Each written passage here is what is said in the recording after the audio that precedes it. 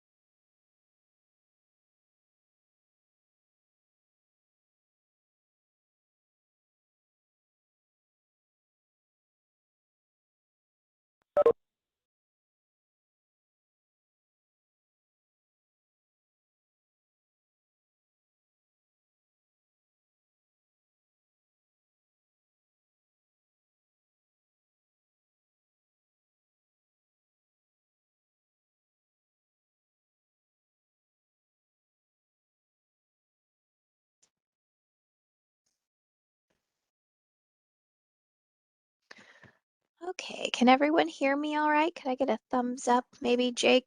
Awesome, super. Thank you all for joining us today for this informational meeting. Um, as I said, we are going to be recording the meeting for future purposes, but this will be a meeting to tell you about the Perry Park Public Art Project. That is a fast track project coming up for our public art team. To tell you how to apply to the meeting and also to give a little bit of background into the public art program if you've never applied for or completed a project with us in the past. Before we get started, I'd like to introduce Elsie Duarte. Elsie is going to be our translator for our Spanish-speaking audience, and she is going to tell us how to log into the Spanish-speaking line if you need that. Go ahead, Elsie.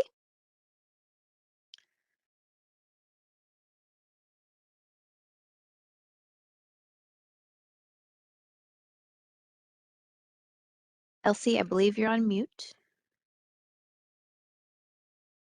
She's also typed the directions into the chat box if you are in need of Spanish translation. And the information is here on the slide as well.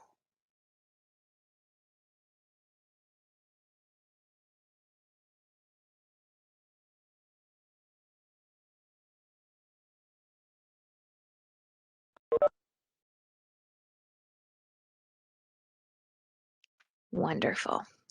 Okay, we'll move on to the next slide and talk about some housekeeping items. Just a reminder, please keep yourself muted during the presentation because we will be recording it to present it on our website for future reference. Use your video at your discretion. You are welcome to have yourself on screen or to turn it off. If you have any questions, please type the questions into the chat box during the presentation. My colleague Barry is going to be monitoring those and we will answer them all at the end. There is closed captioning available through the WebEx portal, I believe in the options that are at the bottom where you would mute or unmute yourself.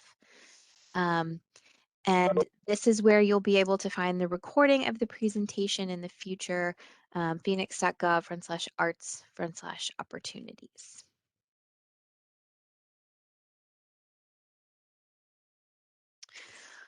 For the agenda this morning, we're going to start with introductions. We have several people from the Office of Arts and Culture staff with us, both the public art program and it looks like also from our grants team. So I'm going to introduce them.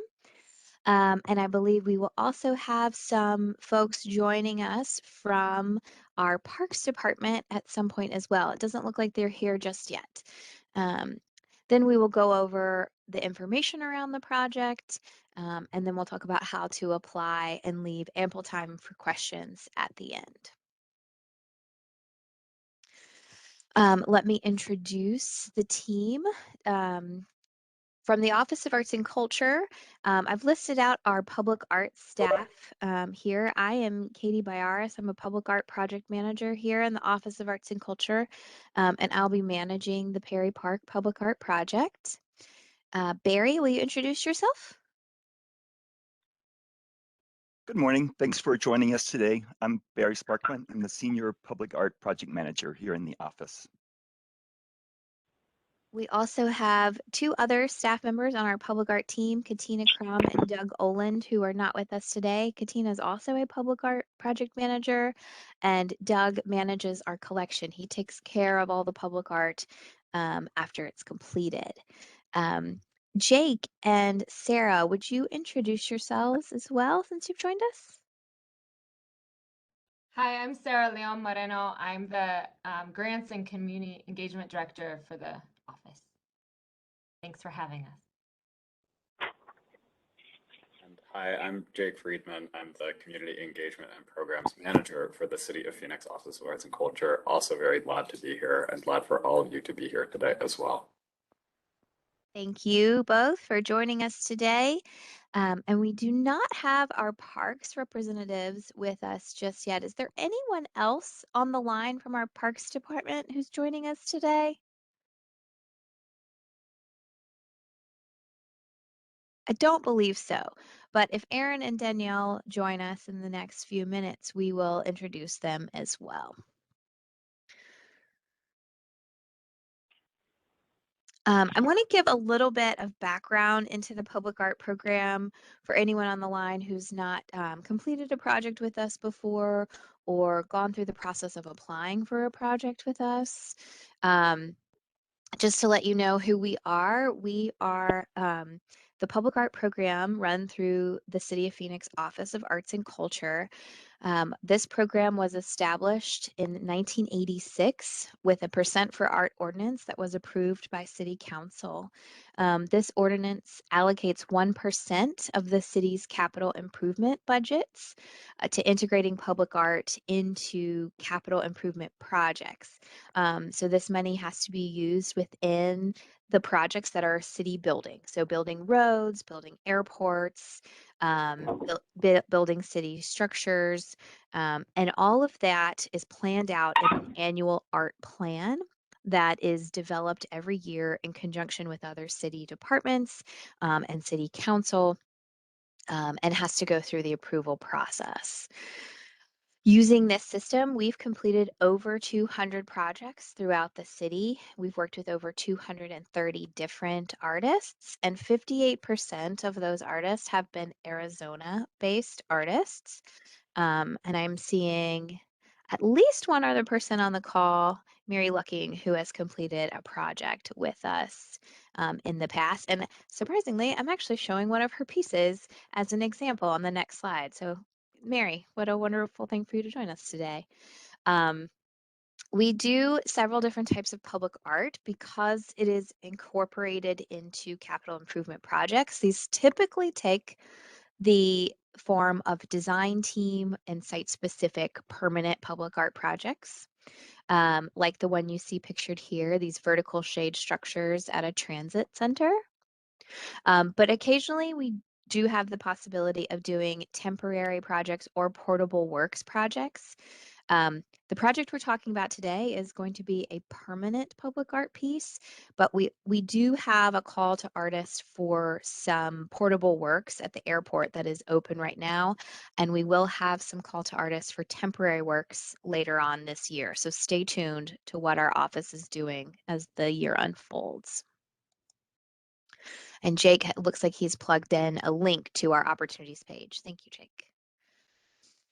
Some examples of the permanent projects that we've done include bridges, for example, the pedestrian bridges that cross over the 51 interstate highway, transit shelters, which are bus stops, that have artist integrated shade structures. We've done items on trails and in parks. This is an example of a sculptural concrete bench at Dove Valley Park by an Arizona artist, Mary Bates Neubauer. We've also done artwork underneath overpasses, at airports, and at other city facilities like water services facilities, courthouses, things like that. A little background into how the program works for approvals. It's a little complicated, so we've made a graphic slide. On the left in the orange boxes are all the functions how we make a public art project happen. It gets incorporated to an annual art plan. Then we select an artist through the RFQ process. That artist gets recommended by a selection panel. Then they begin the design process and the project completion process. All of that takes between 2 and 10 years, depending on the type of project that we're working on, for one of these larger scale permanent projects. The blue and green functions that you see here are the steps of approval that we go through at each part of the process. The project itself, before an artist is even selected, goes through an approval process. Then once the artist is selected, they must be approved by the Arts Commission and City Council. And then once the artist has come up with a design, before it goes into construction, it's reviewed again by the Arts and Culture Commission and full City Council for approval. We can answer any questions about this later on. If you have them, please feel free to type them in the chat box. Okay, now we're going to talk about the Perry Park Public Art Project itself, because that's what we're interested in applying for. This project is going to be located at a city park, a neighborhood park that is located at 2700 North 32nd Street in Phoenix. This is an older park. It was established in 1947 and went through its initial development in the early 1950s. It currently has a swimming pool, a parking lot, and several other amenities. In 2020, it was improved with being added to the series of Walk Phoenix sites with improved sidewalks around it. They installed a new playground site in 2020 and improved the parking lot as well. It's a little on the smaller side of our neighborhood parks at 8.37 acres. I think on average, a neighborhood park is around 13 acres. So this one's a little bit on the smaller side. Currently, the amenities at the park include soccer fields with lighting, basketball court, volleyball court, tennis courts, playground, restroom, ramadas with picnic tables and a parking lot. So pretty basic in our amenities here. In addition to that swimming pool area, the improvements that are coming in this next iteration of parks improvement at this park include more lighting, a skateboard area, which is actually going to be replacing the tennis courts in Perry Park. They're going to be incorporating some exercise equipment into that Walk Phoenix pathway, and then improved sidewalks and pathways and the plaza area around the ramadas and the bathrooms. So it's a part of these improvements that are coming that we're going to tie in the public art to. And just so you know, the Parks Department did community engagement to determine that these were the improvements they wanted at the site by meeting with the neighborhood and putting together they put together a steering committee of neighborhood residents around the area to identify what they felt was the most important improvements to have there. And these four improvements were way up there, as well as incorporating public art. So talking about the art opportunities, we're really focusing on a couple of areas that are based in concrete because this is a fast-tracked project, and we need to really focus our attention on some specific items to make sure we can be successful. So the skate skills area will be located in the current area where tennis courts are. Those tennis courts will be removed and some rails, concrete improvements will be placed into that skate skills area. And we would like to bring in an artist to enhance that design. This artist will collaborate with the Parks Department and their design team to integrate a design into the skate skills pieces. This could look like colored concrete, stamped concrete. I'll show some examples of concrete treatments that could be incorporated here. The next place where concrete improvements could be designed by an artist are at the plaza and pathways near the bathroom. This example I'm showing here is a very elaborate design in a park, I believe, in Washington State, where they've incorporated lots of different types of integral colored concrete, colored aggregates, and stamped concrete patterns in order to create different zones within the plaza area. It's also a very large plaza area, which is not exactly the same as what we have here. But I show this example to demonstrate that lots of things can be done on a two-dimensional concrete plane. It doesn't have to be just flat, plain, boring concrete. And I'm going to show some examples of how we do that. This is an example of integral colored concrete where the concrete itself has color poured into the mix. Prior to it being poured, specific areas are blocked out in different shapes and pathways. Textures can also be stamped into the concrete with that integral color, like this concrete bridge here that looks like wood is actually just poured and stamped with a mold, as is this concrete border that looks like honeycomb. It's just a stamp that's impressed into the wet concrete, and then like a surface color is applied. Different things can also be done with aggregates that are poured into the surface of the wet concrete and then brushed. The concrete itself is brushed away so that the glass aggregate or the different types of aggregate rise to the top. Different types of stone can be used as aggregate to add color here. These two examples are probably blue recycled glass. And then the last piece I'm showing is something called a lithomosaic, which is actually a branded material of tiles that can be embedded into wet concrete as well. That can be done to make some beautiful sort of mosaic treatments into concrete. Some skate skills concepts that could be done here. Because of the quick turnaround of the design, we don't have a ton of engineering time available to us. So we're thinking pretty simple here with the concrete, with the concrete or any sort of skate skills improvements. We want to make sure we have something that is engineered safely for the skate community to be able to use. And something that can be done pretty simply in either concrete or steel, the typical metals that are already used in a skate skills area.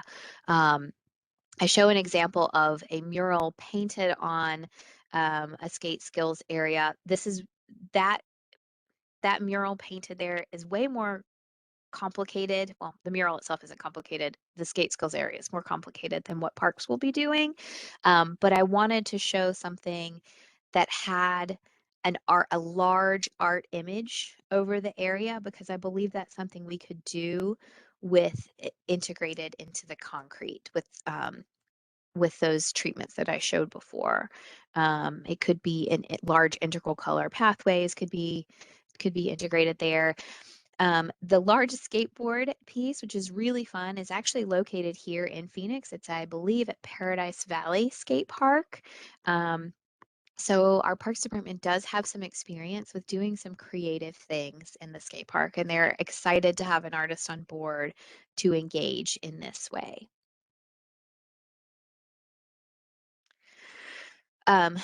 These are some additional considerations that we will want the artists we're working with to think about as we go through the process.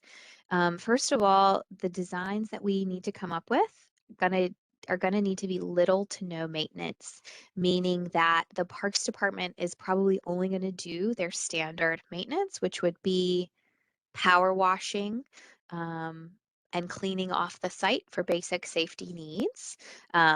There won't be any opportunity to repaint a mural if a mural is painted on the ground, or a piece will not be able to be polished every year. It will need to be something that lives within the park. I always think of an example of if you create a big stone bench and our skateboard community skates over it, making all of these beautiful marks on it over time, that artist is going to need to understand that those marks are a part of the piece and a part of the community living with the piece here. Which I think is actually kind of a lovely way to think of public art living in our community as a part of it. We also want this artist to consider ADA accessibility. There is a community nearby with an organization called the Opportunity Tree that has a community with disabilities, and they will be enjoying this park, and we want our artists to consider that in the design of the concrete pathways and customizations that we're going to be looking at as a part of the project. And I'm going to pause here. I want to introduce Danielle. Danielle is from our Parks Department. Danielle, would you introduce yourself to our group, please? Good morning. I apologize that I'm running a little late today. Danielle Poveromo, I'm a Deputy Director for the Phoenix Parks and Recreation Department. My responsibilities include overseeing the Northeast Division, which Perry Park is a part of. But I'm excited to be here today and hear about opportunities to bring some artistic features to Perry Park. The community is very actively engaged in this park. They want to take back their park. They want to use it. And our goal in the Parks Department is to ensure clean, safe, and accessible parks for all. Thank you. We've just gone through the different opportunities, Danielle, and we're talking about additional considerations we want the artists to look at. And that's a great segue. Safety and security is something that our artist is going to have to consider as they work with the team to integrate artwork into these enhancements. We also want this artist to be able to participate in community engagement prior to fully completing their design. So there will be public meetings to introduce the artist to the community, and there will be meetings as we go through the design process to share our progress with the community and to get their buy-in. So do we want to answer any questions about the project at this point, or should we move on to the application? Do we have any questions in the chat box so far, Barry? Nope, not yet. Okay, well, let's turn to the application and talk about how to apply, and then we'll come back at the end if there's any questions. How to apply. This is a project that is done using an RFQ, which stands for Request for Qualifications.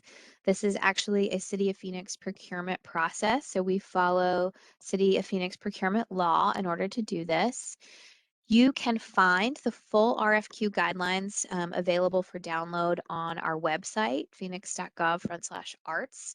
And I believe there's a link on the front page of our site there.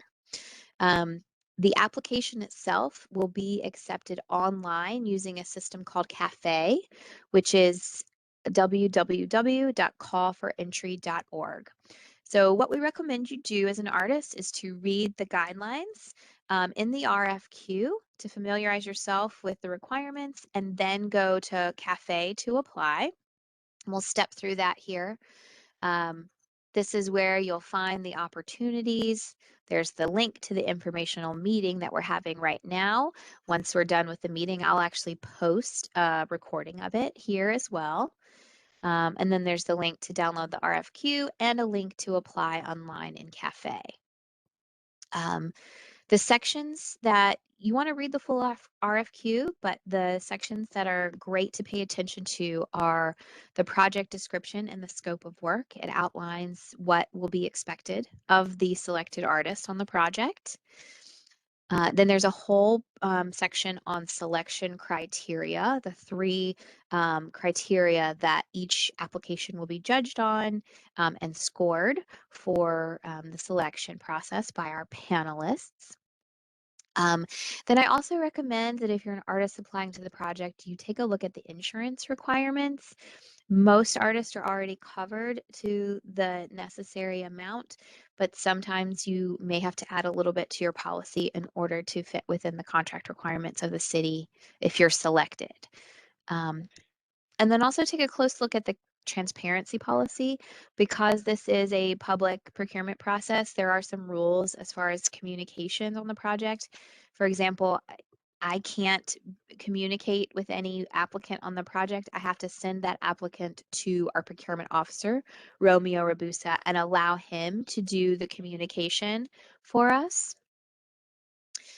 Here is Romeo's contact information. Should you have any questions after this meeting, please contact him, send him the questions, and then then Romeo will get in touch with either Barry or I to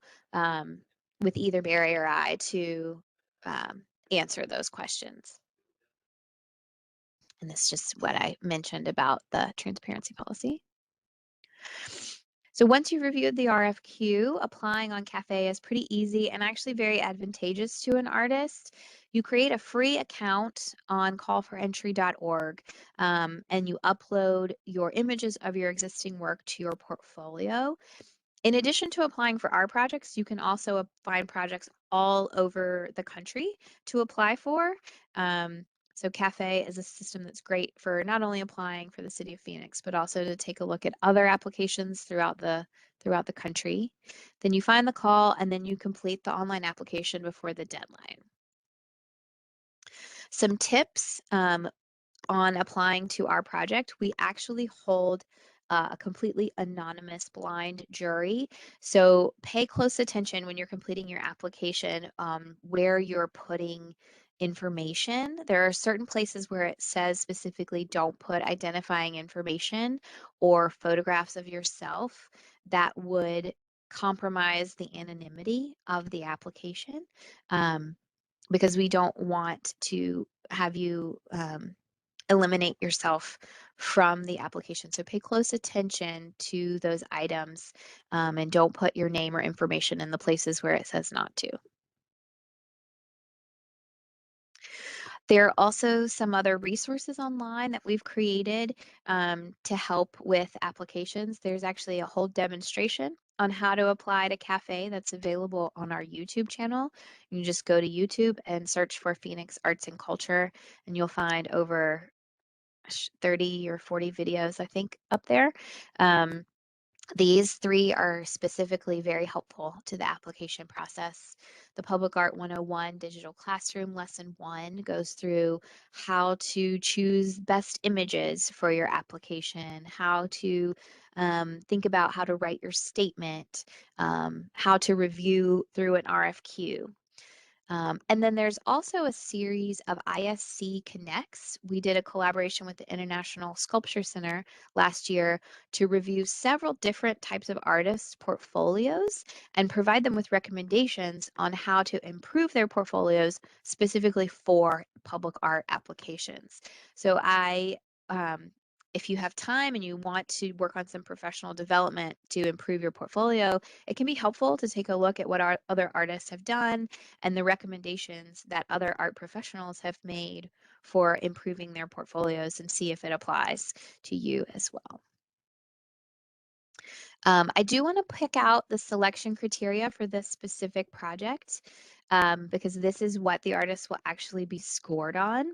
First of all, in your past work, your previously completed work, the panel will be looking for demonstrated artistic quality of previously completed work. That work can be murals, it can be sculpture, it can be installations, but we want to see your best work put forward. The next criteria, which will be scored at 5 points, is the potential to create an impactful design for this project. With that, you probably want to choose work samples that show that you have thought about the challenge of another project and successfully completed a project that met the goals of that particular project. Then also looking for experience in collaborative design work and community engagement. That does not necessarily have to mean that you've engaged with a community on a public art project. You could demonstrate your community or collaborative experience by telling us in your statement that you have taught workshops in communities, that you have participated in design charrettes or led design charrettes. So those do not specifically have to be art related, but it is helpful if we know that you have learned how to facilitate or participate in community engagement processes. Let's talk about what happens after you submit. So you've uploaded your images, you've filled out your application, and you've submitted to the project. We go back to our lovely complicated sheet and we're going to go through this approval step. I wanted to bring this up because it often surprises people how long it takes to find out who the winning artist is at the end of a project. We have to go through 4 approval meetings after an artist is recommended. They have to be approved by the Public Art Committee, which is a committee of the Arts and Culture Commission. Then they're approved by the Arts and Culture Commission themselves. Then they're approved by a City Council subcommittee, and then they're approved by full City Council.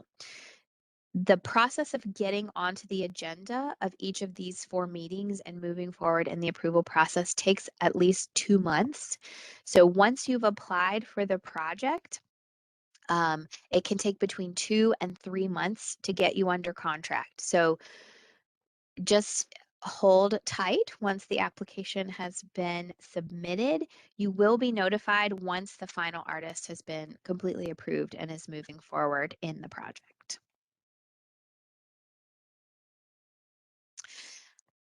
And that's it. Not a lot of information at all. Very simple. If there are any questions, we are happy to answer them right now.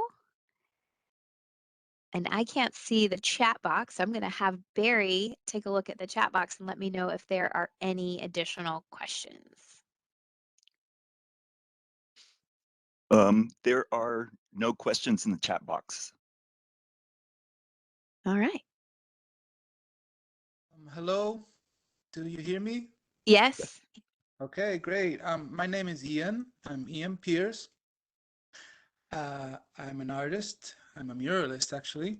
Nice to meet you. And yeah, I'm very happy to be in this meeting with you. I live in Chile, South America, Santiago de Chile. But I'm an American citizen. I was born in Dallas, Texas, 1979. I have done many murals in the States, mostly in Philadelphia. You probably have heard about the Mural Arts program in Philadelphia. Mm-hmm. I work a lot with them, so I go on a regular basis to Philly, and I follow the cafe entry, the call for artists, and I found out about the call for artists in Phoenix, so I decided to join in the meeting. I have worked a lot with communities. I've done lots of murals with different artists in communities, and I was just very interested about the information for today. As a mosaic artist, I have worked a lot with this technique. I'm really interested in being to be able to mix different medias. That's so the idea of working with cement was really interesting for me. I would like to know a little bit about the time lapse, about like do you know exactly what date this should start? When should it be finished? That type of information would be very useful for me. Yes. So this is a very fast-tracked project. It's actually faster than most of the projects we take on. We expect this artist who is selected to be under contract and begin design this summer. Our goal is 1st of July, once we go through that approval process and get that artist going as quickly as we possibly can. We will need that artist to come and do some community engagement. Design will happen throughout the summer, and then I believe, Danielle, correct me if I'm wrong, Parks is going to begin construction on this project in the fall of 2022. Perfect. So would it be a problem if I'm not a resident in the United States, but I am an American citizen? Barry, help me out with this one.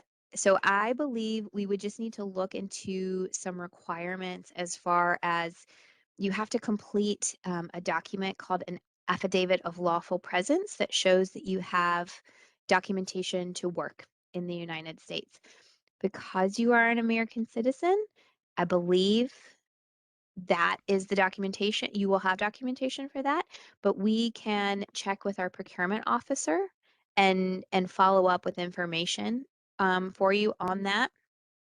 Let me see how to do this. Did you write down Romeo's contact information by any chance?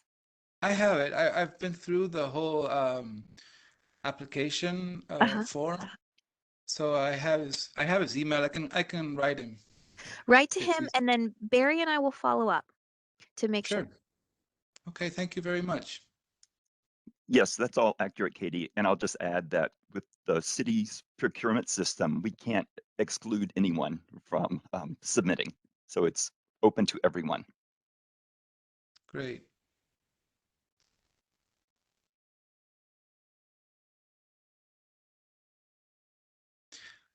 Okay, I have another question, taking advantage of the little gap there.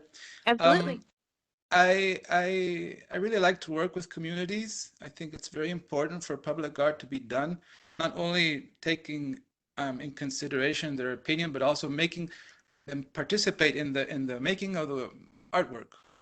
So, for example, I would be interested in proposing that maybe we could do a workshop with neighbors.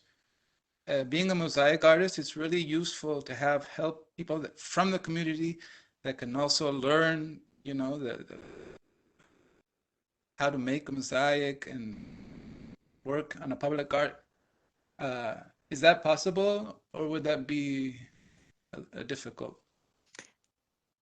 In my opinion, and experience, and Danielle, you can chime in here as well. I think that sounds like a great community engagement activity or possibility. We definitely want an artist who wants to do those types of things, whether it be physical hands-on workshops or design workshops, talking. But yeah, we would work through all of that with the artist and with the Parks Department. Wonderful. Thank you.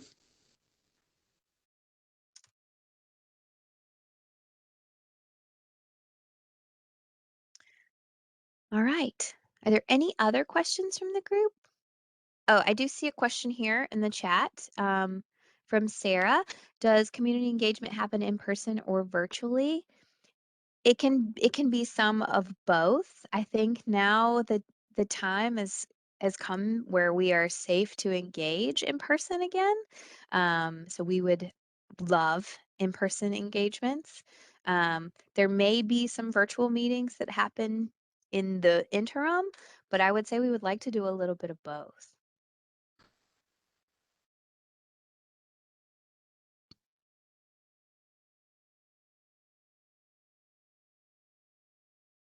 Okay.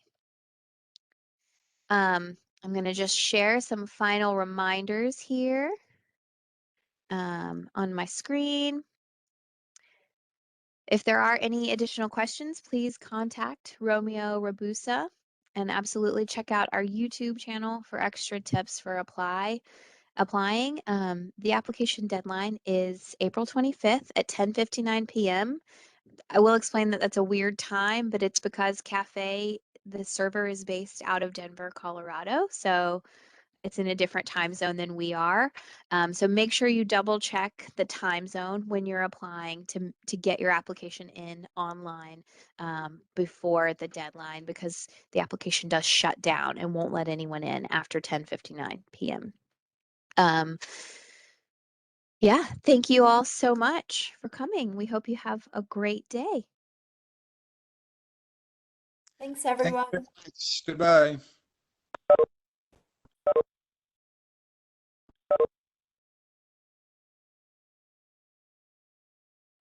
Where's my end? Hey, Catherine, this is Elsie. Hi, Elsie. Hi.